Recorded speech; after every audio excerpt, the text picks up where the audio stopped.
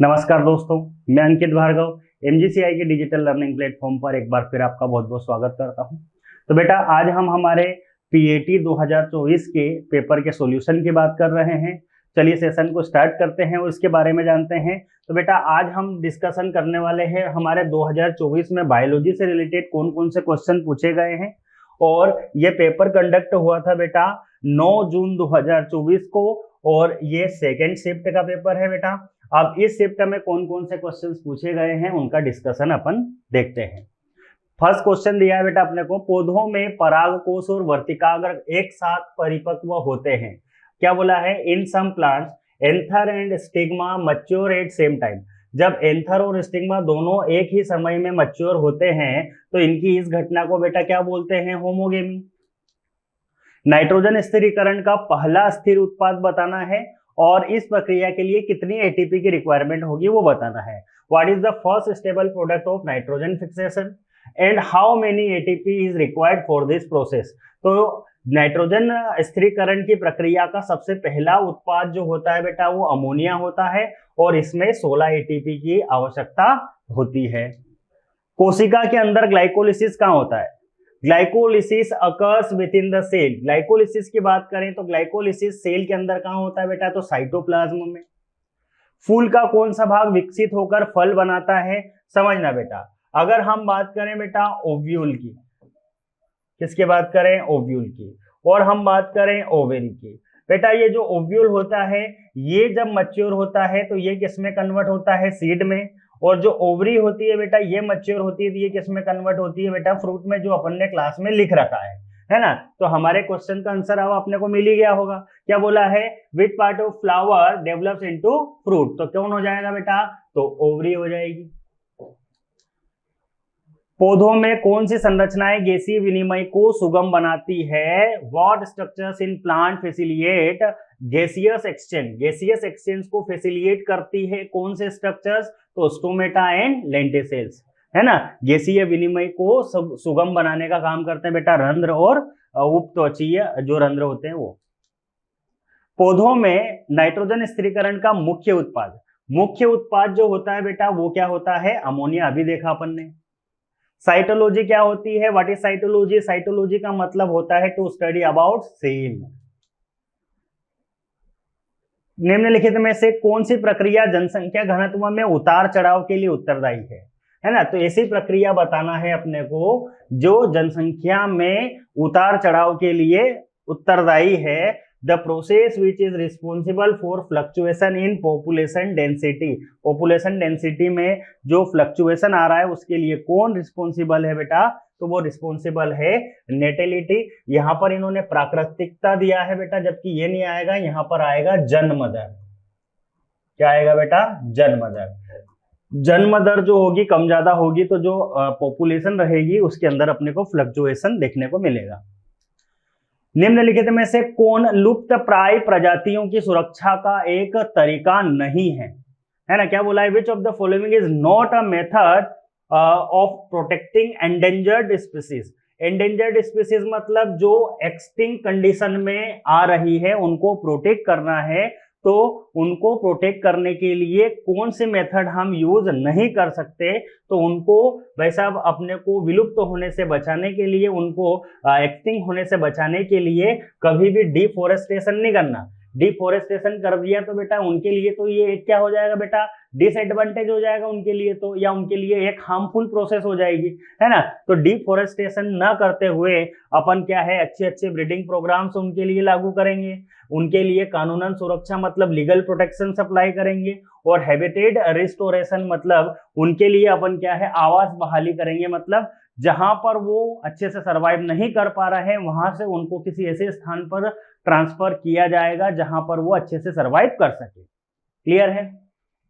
Next question दिया है, निम्नलिखित में से किस ब्रायोफाइट में थैलाइड पादप शरीर पृष्ठीय अधरीय होता है? अब अपने को बोला है थैलोइड। थैलोइड के बारे में बात कही है कि जो थैलोइड है वो प्लांट बॉडी के अंदर क्या कहां पर है बेटा? डोर्सिवेंट्रल है। और ये अपने को किसके अंदर देखने को मिलती है कंडीशन? तो बेटा लिवर वर्ड्स में देखने को मिलती है। ठीक है।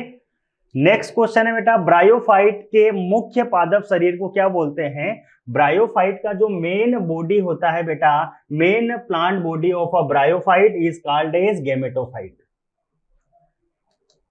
ऑक्सीडेटिव फास्फोरीकरण के दौरान इलेक्ट्रॉन परिवहन प्रणाली में इलेक्ट्रॉन का अंतिम स्वीकार करता है। मतलब जो ऑक्सीडेटिव डीकार्बोक्सिलेशन की प्रोसेस हो रही है, इस ऑक्सीडेटिव डीकार्बोक्सिलेशन की प्रोसेस में लास्ट इलेक्ट्रॉन एक्सेप्टर कौन होता है? तो लास्ट इलेक्ट्रॉन एक्सेप्टर कौन होता है बेटा? तो ऑक्सीजन होती है। ठीक है। किस प्रक्रिया में इलेक्ट्रॉन परिवहन प्रणाली के माध्यम से इलेक्ट्रॉन को स्थानांतरित करके जारी ऊर्जा का उपयोग करके एटीपी का संश्लेषण किया जाता है? Which process involve the synthesis of ATP using energy released by moving electrons through the electron transport system? Electron transport system में इलेक्ट्रॉन की जो रिलीज होने के बाद जो एनर्जी रिलीज हुई है, उस एनर्जी का यूज करके अपने को क्या बनाना है? एटीपी। तो ये कार्यक्रम हम किस प्रोसेस में अप्लाई करेंगे बेटा? तो ऑक्सीडेटिव फास्फोरिलीकरण जो है इस प्रक्रिया में अपन करेंगे। फूल में नर प्रजनन अंग का नाम क्या होता है? अपने को बताना है what is the name of the male reproductive organ in a flower. Flower के अंदर जो मेल रिप्रोडक्टिव ऑर्गन होता है, मेल रिप्रोडक्टिव ऑर्गन कौन है बेटा? एंथर, जिसको अपन बोलते हैं पुंकेसर। नेक्स्ट क्वेश्चन है, निम्नलिखित में से कौन सी प्रक्रिया ऑक्सीकरण द्वारा जटिल कार्बनिक अणुओं के मध्य कार्बन कार्बन बंधों को तोड़ करके ऊर्जा मुक्त करती है? अपने को एक ऐसी ऑक्सीडेटिव प्रोसेस बताना है जिसमें कॉम्प्लेक्स ऑर्गेनिक सब्सटेंस जो है उसके बीच में कार्बन कार्बन के बीच में जो बॉन्ड होगा उसको तोड़ करके एनर्जी रिलीज करना है। तो ऑक्सीडेटिव प्रोसेस तो बेटा रेस्पिरेशन होती है, उसी के अंदर हम एक क्या है, कॉम्प्लेक्स ऑर्गेनिक सब्सटेंस को क्या करते हैं बेटा? ब्रेक डाउन करते हैं। तो ये हमारी जो प्रोसेस है बेटा, ये प्रोसेस कौन सी हो गई है? तो सेल्यूलर रेस्पिरेशन, मतलब कोशिकीय श्वसन। नेक्स्ट क्वेश्चन है, मनुष्य के एक शुक्राणु और एक डिंब मतलब अंडे में कितने गुणसूत्र होंगे? भाई साहब यहां पर अगर देखें शुक्राणु, और इधर हम बात करें अंडा मतलब ओवम, और इधर बात करें तो स्पर्म। तो स्पर्म और ओवम क्या है? रिप्रोडक्टिव सेल्स है। और किसी की भी रिप्रोडक्टिव सेल बेटा होती कैसी है? हैप्लोइड। और यहाँ पे बात कही है किसकी? मनुष्य की। मनुष्य की बात करें तो डिप्लोइड सेल भाई साहब इसमें कितनी होती है? 46। तो इसकी रिप्रोडक्टिव सेल्स के अंदर कितने क्रोमोसोम हो जाएंगे? 23। निम्नलिखित में से कौन सा पौधे में आवश्यक तत्वों की कमी का सामान्य लक्षण नहीं है ना? मतलब कि क्या बोला है बेटा इन्होंने? Which of the following is not a common deficiency symptom of essential element in plants. अपने को बताना है कि ऐसी एक यहाँ पर अपने को डिजीज देखने को मिल रही है या डिसऑर्डर देखने को मिल रहा है जो प्लांट न्यूट्रिएंट की डेफिशिएंसी नहीं है ना? तो अगर हम बात करें क्लोरोसिस की, तो क्लोरोसिस आपको मैग्नीशियम की डेफिशिएंसी से देखने को मिलेगा। नेक्रोसिस की बात करें बेटा, तो नेक्रोसिस भी न्यूट्रिएंट डेफिशिएंसी है। और ग्रोथ स्टंटिंग जो होती है, रुका हुआ विकास होता है, ये भी न्यूट्रिएंट की डेफिशिएंसी से होता है। लेकिन जो इनहेंस ग्रोथ होती है बेटा, इसकी अगर बात करें तो ये कभी भी न्यूट्रिएंट की डेफिशिएंसी से नहीं होगा। वैसे वास्तविकता में देखा जाए ना बेटा, तो ये जो चारों आपको यहाँ पर ऑप्शन दिखाई दे रहे हैं ना, सभी के सभी न्यूट्रिएंट की डेफिशिएंसी से हो रहे हैं। लेकिन हमको व्यापम ने आंसर दिया है एनहेंस ग्रोथ, है ना? वैसे अगर हम बात को समझे तो इनमें से एक भी ऐसा आंसर नहीं है जो न्यूट्रिएंट की डेफिशिएंसी से नहीं होता। क्लियर? नेक्स्ट क्वेश्चन दिया है बेटा, निम्नलिखित में से कौन सा तनिक मानव मस्तिष्क में पतली कोमल मध्यम सतह है जो एक जालनुमा गद्दी प्रदान करती है? Which of the following meanings of the human brain form the thin delicate middle layer giving a wave like cushioning। तो भाई साहब यहाँ पर ब्रेन को वेव लाइक कुशनिंग प्रोवाइड करने का काम कौन करती है बेटा? तो अरेक्नोइड करती है। वैसे ये क्वेश्चन बेटा क्या है, अदर जो क्वेश्चन आए हुए हैं उसमें से ये जूलॉजी का क्वेश्चन है बेटा, है ना? तो यहाँ पर ह्यूमन ब्रेन से ये क्वेश्चन आया है और जूलॉजी का है, इसलिए आपको थोड़ा सा इसको समझने में दिक्कत होगी। पौधे जड़ों के माध्यम से खनिजों को कैसे अवशोषित करते हैं? How do plant absorb minerals through roots, है ना? प्लांट अपने रूट्स से मिनरल्स को कैसे एब्जॉर्ब करते हैं? तो वो एक्टिव और पैसिव मतलब सक्रिय और निष्क्रिय दोनों तरीके की प्रक्रियाओं के माध्यम से करते हैं।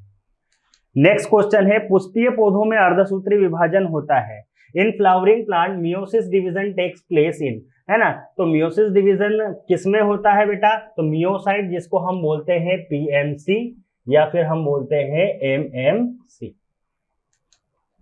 डिंब के प्रवेश से पहले शुक्राणु की परिपक्वता क्या कहलाती है ना। मतलब ये ओवम है और ये स्पर्म है ना। तो स्पर्म का ओवम से मिलने से पहले यहाँ पर बोला है परिपक्वता होने की जो प्रोसेस है, मैच्योर होने की जो प्रोसेस है, उसको क्या बोलते हैं, तो कैपेसिटेशन। क्या बोलते हैं बेटा इस प्रोसेस को, कैपेसिटेशन। निम्नलिखित में से कौन सा आमतौर पर अंडज या ओविपेरस है, तो ओविपेरस मतलब अंडे देने वाला, तो अंडे देने वाला केवल बर्ड्स है बेटा यहाँ पर। नेक्स्ट क्वेश्चन दिया है, निम्नलिखित में से कौन प्रति व्यक्ति आय में कमी का मुख्य कारण है, the main reason for decrease in the per capita income is, है ना। प्रति व्यक्ति आय में कमी होने का जो मुख्य कारण है बेटा वो क्या है, तो जनसंख्या में वृद्धि होने का कारण, मतलब due to increase the population. श्वसन पथ का वर्णन करने के लिए किस शब्द का उपयोग किया जाता है, क्योंकि उपचयन और अपचयन दोनों ही शामिल है। What term is used to describe the respiratory pathway due to its involvement in both anabolism and catabolism, है ना।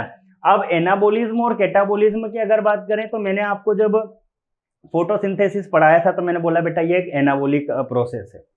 क्यों, क्योंकि वहां पर एक एनर्जेटिक प्रोडक्ट का फॉर्मेशन हो रहा है, ऊर्जायुक्त पदार्थ का निर्माण हो रहा है।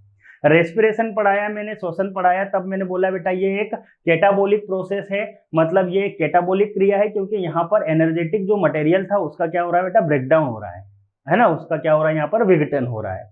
तो जब ये दोनों चीजें एक साथ होगी तो फिर उसको अपन क्या बोल देंगे बेटा, उभयचर पथ या एम्फीबोलिक पाथवे।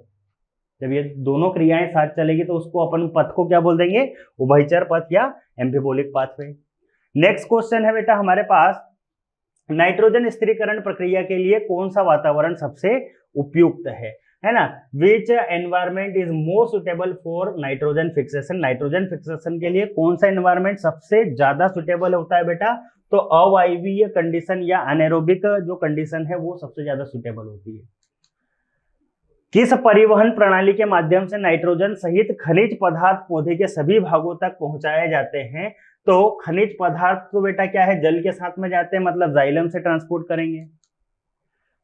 पौधों द्वारा बड़ी मात्रा में आवश्यक तत्वों का जो उपयोग है उसे किस शब्द द्वारा मतलब अपन दर्शाएंगे, which term is used for the elements required in large quantity by plants, plants को लार्ज क्वांटिटी में जो एलिमेंट की रिक्वायरमेंट होती है उनके लिए कौन सा वर्ड यूज करेंगे, तो मैक्रोन्यूट्रिएंट, जिनको हम बोलते हैं वृहद पोषक तत्व, है ना, मैक्रोन्यूट्रिएंट।